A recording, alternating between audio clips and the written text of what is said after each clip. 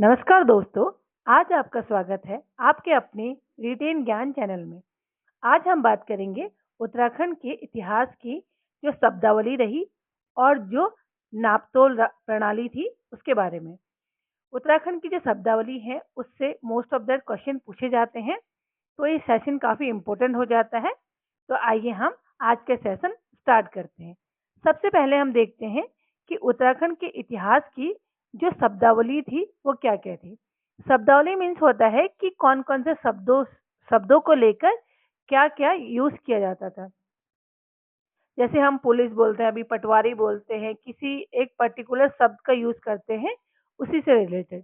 सबसे पहले हम देख लेते हैं खैकर क्या होते थे।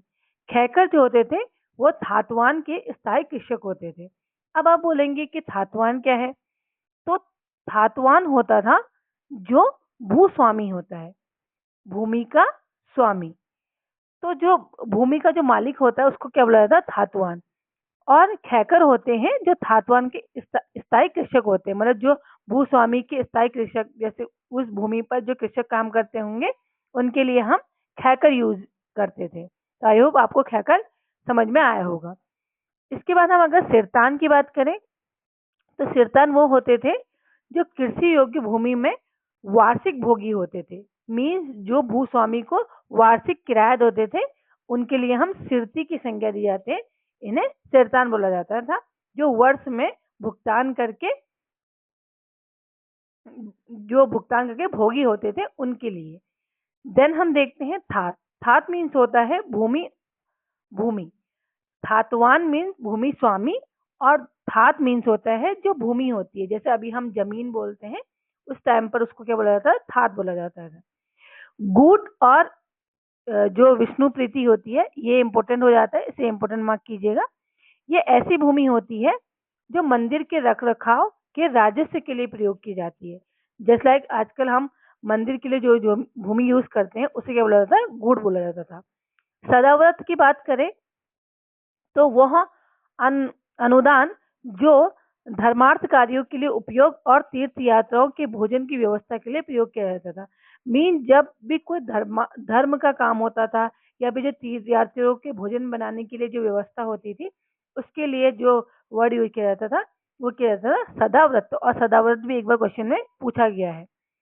कमीर और सयाना और बूढ़ा मोस्ट इम्पोर्टेंट, इसे इम्पोर्टेंट मार्क कीजिएगा कि कमीर क्या होते हैं, सयाना क्या होते हैं और बूढ़ा क्या होते हैं। तो राज्य में जो राजस्व एकत्रित करते हैं, मीन जिनका राजस्व एकत्रित करने का काम होता है उनको हम कमीर सयाना बूढ़ा बोला जाता है। अब यहाँ पर इंपॉर्टेंट हो जाता है कि दक्षिण गढ़वाल में इनको कमीर बोला जाता है, उत्तर गढ़वाल में सयाना, और भोटिया लोग इन्हें बूढ़ा और थोकदार कहते थे। आई होप आपको समझ में आया होगा।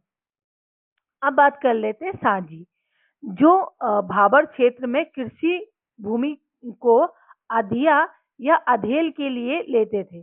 मीन्स साजी से ही आपको समझ में आ रहा है, साझेदार टाइप का कुछ। तो जो भाबर क्षेत्र में जो कृषि को आधे तौर पे लेते थे उन्हें उनके लिए हम साजी यूज करते हैं। और हलिया, अरे अगर एक बड़ा सा जो भूस्वामी बड़ा सा जो भूभाग है उसमें जो भूस्वामी है वो खेत में काम करने के लिए अगर हलिये को नियुक्त किया जाता था। हलिया में समझ लीजिए क्योंकि जो हल जोतता है उससे रिलेटेड या फिर जो भूमि में काम करता है उसे उस टाइम पर हलिया बोला जाता है। अभी भी उत्तराखंड में ये वर्ड यूज किया जाता है। नेक्स्ट देख लेते हैं गेंडागर्दी की बात करें तो चंद शासक देवी चंद के समय काल में इसका यूज होता था। और चंपुली की बात करें तो सौका जनजाति का एक लोक नृत्य है, और लोक नृत्य क्वेश्चन बनता है तो इम्पोर्टेंट मार्क कीजिएगा। अटवाल की बात करें तो जो धारचूला है पिथौरागढ़ में वो पशुओं की रक्षा के लिए करने वाली एक जनजाति थी। ये खसरा खतौनी अभी भी हम लोग यूज करते हैं खसरा खतौनी को। तो जमीन संबंधी जो लेखा जोखा होता है उसको हम खसरा और खतौनी बोलते हैं। खील जो होती है वो बंजर भूमि के लिए यूज किया जाता था, खील भी इम्पोर्टेंट है। जरीब जो होता है वो ब्रिटिश काल में विकेट द्वारा जो भूमि नाप के लिए जो छड़ यूज की जाती थी, तो जो छड़ का यूज किया जाता था ब्रिटिश काल में उसे जरीब बोला जाता था। थर्प बोला जाता था। कत्यूरी काल के शासकों में प्रशासनिक भवन, जो उनके प्रशासनिक भवन होते थे उनको हम क्या बोलते थे? थार्प बोलते थे। कुंडाखार प्रथा जो होती है वो भोटिया व्यापारियों की गम्यन पद्धति को कहते हैं। जो भोटिया व्यापारी जो गम्यन पद्धति करते हैं उसे क्या बोला जाता था? कुंडाखार प्रथा बोला जाता था। कोटाल जो होता है वो ग्राम प्रधान के अधीन एक कर्मचारी होता है। जैसे अभी हमने देखा होगा कि उप ग्राम प्रधान होते हैं, या फिर जो ग्राम प्रधान के अधीन जो कर्मचारी होते हैं उसे क्या बोला जाता था? कोटाल बोला जाता था। गंगनाथ देवता अल्मोड़ा में घर घर पूजे जाने वाले एक देवता थे। अट्टा सट्टा जो होता था वो एक विवाह विवाह की एक प्रथा होती थी। मतलब हम जैसे अपना पराया भी हमने देखा था कि जनजातियों में होता है विवाह की प्रथा, तो इसी हिसाब से अट्टा सट्टा भी क्या होता है? विवाह की एक प्रथा होती है। नेक्स्ट देख लेते हैं। अब आता है खाल। वर्षा जल के संरक्षण के लिए बनाए जाते थे। जैसे कि जो बारिश का पानी है उसको जो स्टोर करने के लिए बनाया जाता था उसको क्या कहते थे? खाल बोला जाता था। गुल जो हो गया, गुल अभी भी यूज किया जाता है। जो छोटे नहर होते हैं जिनको सिंचाई के लिए प्रयोग किया जाता था या क्या अभी भी किया जाता है, तो उसे गुल बोला जाता है। नौला की बात करें तो भूमिगत जलों को एकत्रित करने के लिए, जैसे एक बड़ा सा कुंड टाइप का होगा, उसमें जो वाटर स्टोरेज किया होगा उसको हम नौला बोला जाता था। बेनाब भूमि वो भूमि होती थी जो वेस्टलैंड होता था, जिसमें गांव का स्वामित्व होता था। मतलब पूरा गांव ही उसका स्वामी होता था। केसरे केसरे हिंद भूमि जो होती थी वो बंजर भूमि होती थी, जहाँ पर कृषि नहीं की जाती थी और इसका जो स्वामित्व होता था वो राज्य सरकार को प्राप्त होता था। मीन्स यहाँ पर कोई भी कृषि नहीं की जाती थी। ये केसरे हिंद पूछी जाती है तो इम्पोर्टेंट मार्क कीजिएगा। चुपटोला जो होता था वो छोटे जल छिद्र जिसका उपयोग चरगाह और मवेशी करते थे। मीन्स छोटे छोटे कुंड टाइप के होंगे जहाँ पर जो जानवर होंगे वो अपना पानी यानी पीने का काम करेंगे, इसको बोला जाता था चुपटोला। सिमार और गजार होता था भूमि का कीचड़ युक्त हिस्सा। मीन्स कोई अगर जैसे मिट्टी है उसमें पानी जाने के बाद थोड़ा कीचड़ सा बन जाता है, तो इस टाइप का जो होता है उसे सिमार और गजार बोला जाता है। इम्पोर्टेंट मार्क कीजिएगा इसे भी। संजायत भूमि जो होती थी, संजायत मीन्स होता है कि जो सबके पास जिसका स्वामित्व हो, मतलब ऐसी भूमि जिसका बंटवारा न किया गया हो और स्वामित्व जो है संपूर्ण निवासियों या कुछ परिवारों के पास हो। धारा, अभी आपने एक फेमस सॉन्ग भी सुना होगा, उसमें भी इस धारा का यूज हुआ है। तो जो पानी की जो स्रोत होते थे वो जो पीने का पानी होता था, जो पेयजल होता है उसके जो स्रोत होते हैं उसे हम धारा बोलते हैं।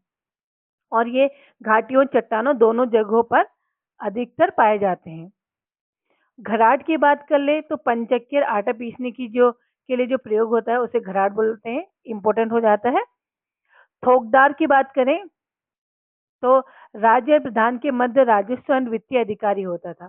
तो जो राज्य और प्रधान के मध्य जो राजस्व और वित्त का जो अधिकारी होता है, जो वित्त का लेन देन है उसका जो देख रेख करेगा उसको बोला जाता है थोकदार। थोकदार भी इम्पोर्टेंट हो जाता है। नेक्स्ट की बात करें, अब आता है पटरंग वाली प्रथा।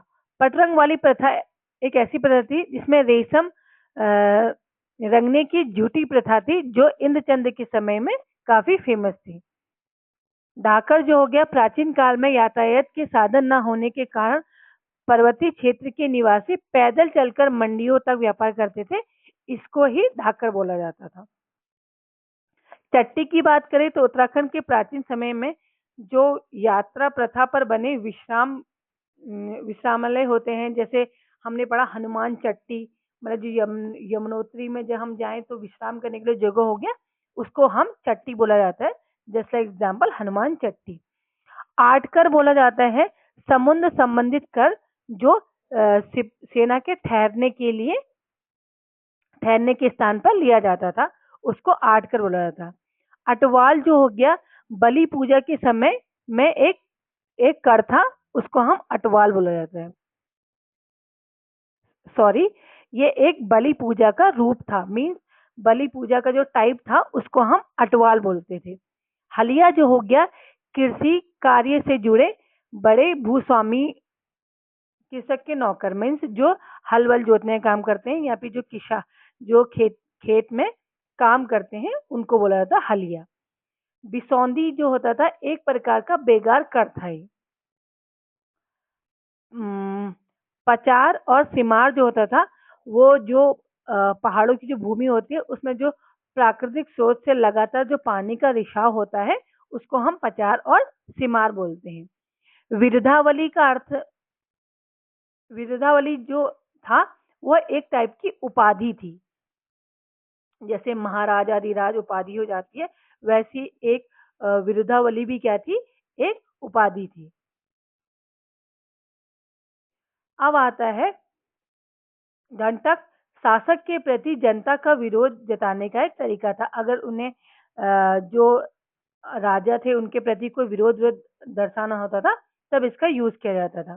साझी व्यवस्था की बात करें तो भाबर क्षेत्र में अरेल और तिहाड़ी पर जो खेती करते थे उसे हम साझी व्यवस्था कहते थे। अब यहाँ पर तो शब्दावली खत्म होती है। देन हम देखते हैं कि मापतोल प्रणाली में क्या क्या इंपॉर्टेंट है। फर्स्ट आता है कि राज्य की जो भूमि है की दो प्रमुख इकाइयां हैं, एक है मुट्ठी और एक क्या है, नाली। तो मुट्ठी और नाली क्या हो जाती है, यहाँ पर इंपॉर्टेंट हो जाती है। तो जमीन नापने के लिए जो 16 मुट्ठी होती है वो एक नाली के बराबर होते हैं। अगर 16 मुट्ठी हम ले तो वो किसके बराबर होगी, एक नाली के बराबर। और एक नाली बराबर होता है 200 वर्ग मीटर। अभी हम वर्ग मीटर में ही यूज करते हैं, नाली का यूज अब कम हो गया है। 2.5 नाली बराबर होता है 1 बीघा या फिर 40 मुट्ठी होता है। 1 हेक्टेयर में 50 नाली या फिर 10,000 वर्ग मीटर के बराबर होता है। 1 गज की बात करें तो 0.91 वर्ग मीटर के बराबर होता है। और 45 गज की बात करें तो 1 बिस्वा के बराबर होता है। 1 मुट्ठी बराबर होता है 62.5 ग्राम। जो बिस्वा था वो इंपॉर्टेंट हो जाता है, उसे इंपॉर्टेंट मार्क कीजिएगा। और 8 मुट्ठी का एक सेर होता है। एक सेर किससे बनता है, 8 मुट्ठी से। और एक सेर की बात करें तो उसमें 500 ग्राम आता है। और 2 सेर के बराबर 1 कुड़ी या 1 किलोग्राम होता है। 2 किलोग्राम बराबर होता है 1 पाथा। पाथा भी कई बार पूछा जाता है, इसे इंपॉर्टेंट मार्क कीजिएगा। 8 पाथा 1 डल या 16 किलोग्राम के बराबर होता है। 1 माण बराबर होता है 20 पाथा या फिर 40 किलोग्राम। ये भी इंपॉर्टेंट हो जाता है। 1 माण बराबर 20 पाथा या फिर 40 किलोग्राम, ये रिपीट हुआ है। उसके बाद हम देख लेते हैं कि मुद्रा और धातु मापन की इकाई क्या थी, कि मुद्रा को किस हिसाब से मापा जाता था। तो रुपये की सबसे छोटी इकाई कुड़ी होती थी और 12 टका बराबर 1 सवा सेर होता था। 10 कुड़ी बराबर 1 दमही होता था। 1 तामी बराबर होता था 250 ग्राम। 3 पाई बराबर होता था 1 पैसा। 4 पैसा बराबर होता था 1 आना। आना इंपॉर्टेंट हो जाता है। 16 आना बराबर 1 रुपया। इसे इंपॉर्टेंट मार्क कीजिएगा कि 16 आना बराबर क्या हो जाता था, 1 रुपया हो जाता था। नेक्स्ट की बात कर लेते हैं। 8 रति का 1 मासा होता था। 12 मासा बराबर होता था 1 तोला या फिर 10 ग्राम। 5 तोले का 1 पल होता था। और 100 तोला या फिर 20 जो पल का 1 टका होता था। या वीडियो यहीं पर खत्म होती है। आई होप आपको आज का सेशन समझ में आया होगा। Thank you for watching. Please अगर वीडियो आपको अच्छी लगी हो तो चैनल को लाइक करें, सब्सक्राइब करें। जय हिंद, जय भारत।